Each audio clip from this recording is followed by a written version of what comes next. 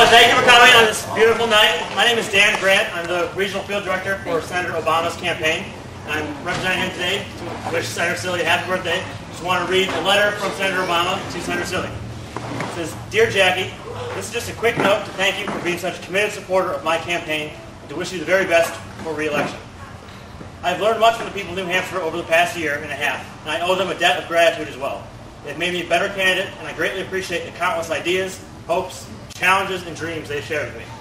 Granite Staters take pride in their politics. Few people know this as well as you. That is why you've been so successful in your first 2 years, and why I'm confident you'll succeed in renewing your mandate in the 6th District. You've done an incredible job in the Senate to both your constituents and the New Hampshire General Assembly, should be proud and lucky to count you among their leaders. Thank you again for all your hard work, and please accept my wishes for an enjoyable birthday celebration. Sincerely, Barack Obama."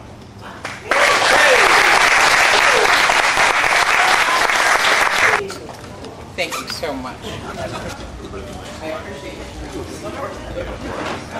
It gives me great honor to be able to introduce her. So last session, when she decided to run for Senate, I realized that this was a woman who could really, really do some good in the Senate.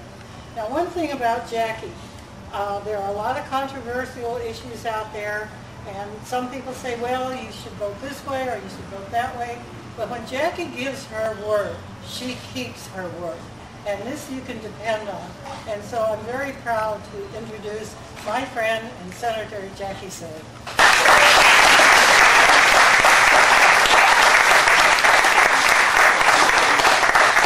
Thank you, Dan, for bringing the note from Senator Obama, and thank you, Marcia, for taking time out of your busy schedule this summer to to come in and help me celebrate my birthday and to do that introduction, lovely introduction. Marcia's right. We enjoyed our service together in the House. We certainly didn't always agree. I think she'd say she's probably a little more progressive than I am about some issues, and. But she was always very respectful of my opinion and my stance once I took it. And I think that she knows, and I think anybody who knows me knows, that I, make every effort to, to know the issue inside and out from every angle before I make that decision. So it has been quite an experience. I want to thank you all for joining me in celebrating my birthday tonight. It's, with every passing year, they get more precious. I've discovered I'd like to hold on to them a little longer, but I will tell you, it was actually, I got a gift this birthday that I never expected to get. My husband and I we had some problems. We were supposed to be gone for the weekend, but, we managed to get away for about 36 hours. And so Sunday morning, I rolled over in bed and I said, oh, I'm going to be 58. And he said, I don't think so. And I said, oh yeah, I'm going to be 58. I've been 57 all this year. I said, have you lost a year? He said, no. He said, I think you did. So all year, I've been telling people, I'm 57. So now I really am. And if I can stop myself from saying 58, I just got, think about it. What a gift that is. So I'm thrilled with the extra year that I got. And I can't think of folks that are just more enjoyable to celebrate a birthday with than all of you, friends, family, supporters, and in fact I call you, and feel that you're all supporters. But there's a more important reason that you've been invited here tonight, and that's to join me in officially launching my re-election for the New Hampshire Senate District 6 seat.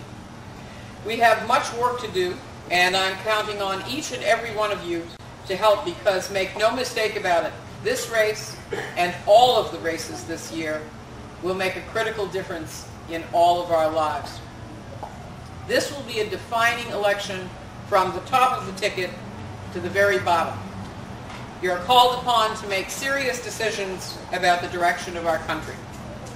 We have experienced 8 years of failed policies that took us into a senseless war, policies that have traded our children and our grandchildren's economic well-being to line the coffers of the war industry and the oil industry, policies that left a lot of Americans behind. And in fact, I refer to it as the modern version of the Dark Ages. So I'm hoping that, when it comes to the national elections, that you will choose the right candidates that will take this country in a different direction. You are also called upon to make serious decisions about the direction of New Hampshire. 2 years ago, this state gave Democrats a level of support that was unprecedented since the Civil War. And every one of us took that responsibility that you entrusted in us very seriously. Over the past 2 years, we have made significant progress on issues of immense importance to our citizens and to the future of our state. We passed the first increase to the minimum wage in 9 years. And I want you to think about this. New Hampshire was tied to the national minimum wage. So certainly in Washington, not necessarily here in New Hampshire, you had people who have had very attractive incomes. They had government-sponsored, you and I pay for this, government-sponsored, taxpayer-paid health insurance and retirement. And they thought it was all right for workers to languish at $5, and what was the last one, $5.15 an hour? That somehow people would get along. And obviously at $5.15 an hour, you gave them something to aspire to. They could just get up to 6 or 7, maybe they could almost make their rent. So in the passage of the minimum wage, or the increase in the minimum wage here in New Hampshire, we have eased just a bit of the burden of our most vulnerable working men and women, most especially single mothers who are disproportionately represented in that group. We have strengthened protections of our environment by passing comprehensive shoreland protection, RGGI, and renewable energy portfolio. This means that we will all have clean air to breathe and surface waters to enjoy.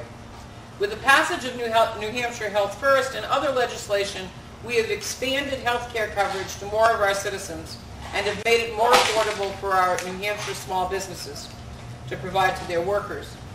We improved the economic climate for businesses by passing research and development tax credits to encourage innovation.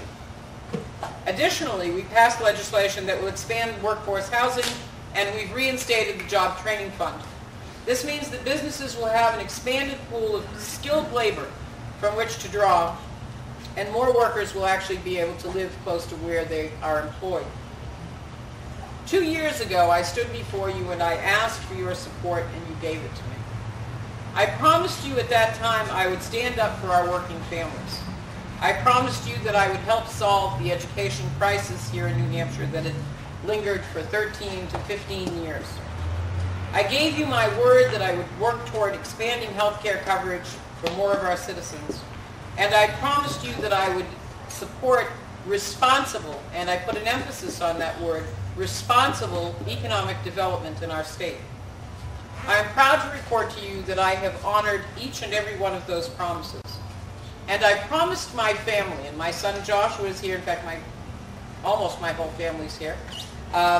We had an interesting conversation when I entered this race. I think one of the things that he was most concerned about is that somehow in the process of serving, I might lose my integrity. And it saddened me that somebody who at that time was 24 years old saw public service as potentially dangerous to our value system and to our level of integrity. Well, Josh, I'm here to tell you that everything that I've done, I feel I've done with integrity. So I hope that you can say that you are as proud of me today as you were a couple of years ago.